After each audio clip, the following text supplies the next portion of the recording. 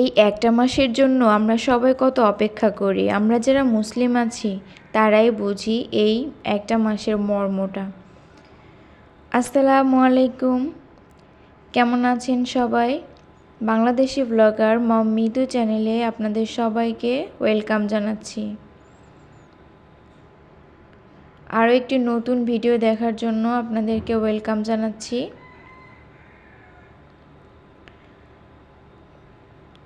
আশা করছি আল্লাহর রহমতে সবাই ভালো আছেন, সুস্থ আছেন। আজও সকাল থেকেই ব্লগটা শুরু করেছি। সকালে নাস্তা তৈরি করছি, তার জন্য আমি রুটি বানিয়ে নিয়েছি। এই তো বাবাকে খাবার দিয়ে দিয়েছি, রুটি, ডাল আর কটা খেজুর। তারপরেই তো সংসারের টুকিটাকি কাজ শুরু করে দিলাম। আর এর মাঝে আমিও নাস্তা করেছি, মেয়েকে নাস্তা করিয়ে দিয়েছি আর তার সঙ্গে একটু খেলাধুলাও করেছি। তারপরে সে যখন একটু ঘুমোলো তারপরে এলাম এই যে কাজ করতে। মেয়ে যদি জাগনা থাকে সেক্ষেত্রে আমি কিছুই করতে পারি না, ওকে ঘুম পাড়িয়ে আমার সব কাজ করতে হয়। তো যতটুকু ঘুমাই 1 ঘন্টা বা 1.5 ঘন্টা, এটুকু সময়ের মধ্যে যতটুকু পারি তাড়াহুড়া করে চেষ্টা করি। এই তো র্যাকটা গুছিয়ে নিলাম, কিছু থালা বাসন ছিল সিঙ্কের উপরে, সেগুলো গুছিয়ে রাখলাম। আর অনেক পলিথিন হয়েছে, কিছু কিছু পলিথিন মাছ রাখার জন্য রেখে দিয়েছি। আর এখানে কিছু আছে, এগুলো ময়লার যে বিনটা থাকে ঝুড়ি, ওই ঝুড়িতে রেখে তারপরে ওইটাতে ময়লা রাখি যাতে করে ঝুড়িটা অপরিষ্কার হয় না।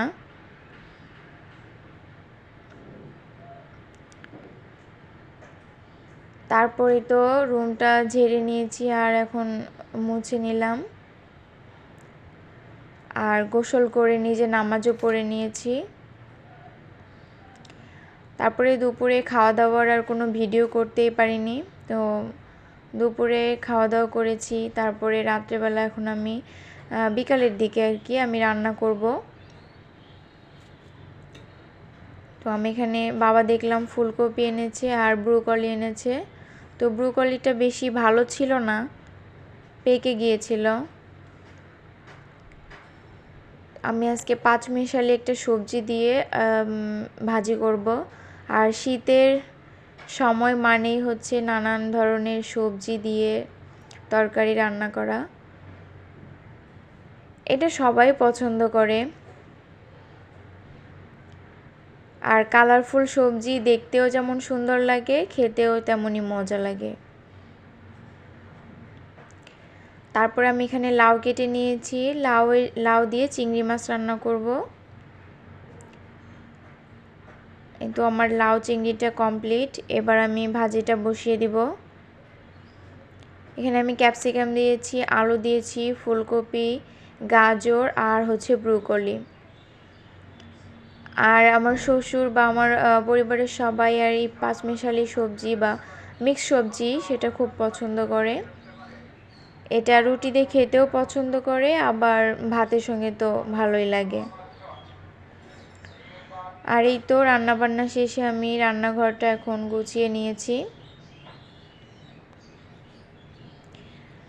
আর রাতে রান্না করার পরে রান্নাঘর যখন ক্লিন করে রাখি, সকালে উঠে খুব ফ্রেশনেস একটা ফিল হয়, ভালো লাগে। এই পর্যন্ত যারা আমার ভিডিওটি দেখলেন, আপনাদের কাছে যদি কোনো অংশ একটু ভালো লেগে থাকে আমার ভিডিওটাতে একটা লাইক দিবেন, একটা কমেন্ট করবেন আর অবশ্যই আমার চ্যানেলটা সাবস্ক্রাইব করে এই ছোট বোনের পাশেই থাকবেন। দেখা হবে আবার অন্য কোনো ভিডিওতে। সে পর্যন্ত সবাই ভালো থাকুন, সুস্থ থাকুন। আল্লাহ হাফেজ। আসসালামু আলাইকুম।